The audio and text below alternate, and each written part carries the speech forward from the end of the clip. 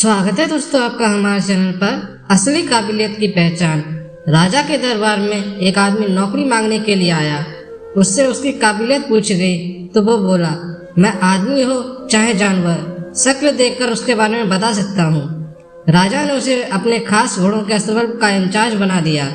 कुछ ही दिन बाद राजा ने उससे अपने सबसे महंगे और मनपसंद घोड़े के बारे में पूछा तो उसने कहा, नस्ली नहीं है। राजा को हैरानी हुई। उसने घोड़े वाले को बुलाकर पूछा तो उसने बताया, घोड़ा नस्ली तो है पर इसके पैदा होते ही इसकी मां मर गई थी, इसलिए ये एक गाय का दूध पीकर उसके साथ पला बड़ा है।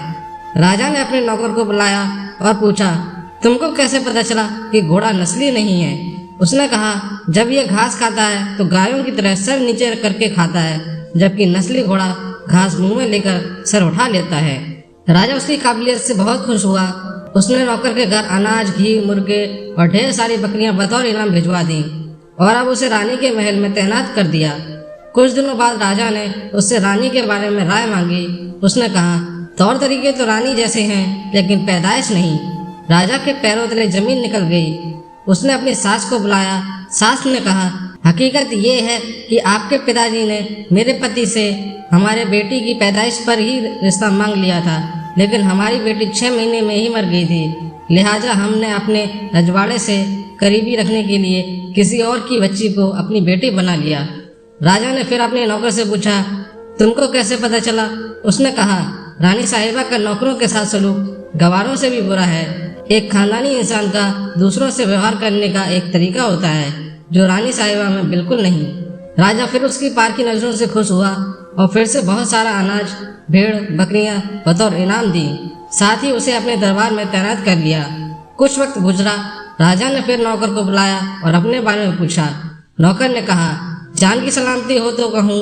राजा ने वादा किया तो उसने कहा, ना तो आप राजा के बेटे हो और ना ही आपका चाल चलन राजाओं वाला है। राजा को बहुत गुस्सा आया, मगर जान की सलामती का वचन दे चुका था। राजा सीधा अपनी माँ के महल पहुंचा। माँ ने कहा, यह सच है, तुम एक चरवाहे के बेटे हो। हमारी औलाद नहीं थी तो तुम्हें गोद लेकर हमने पाला। राजा ने नौकर को बुलाया और पूछा, तुम्हें कैसे पता चला?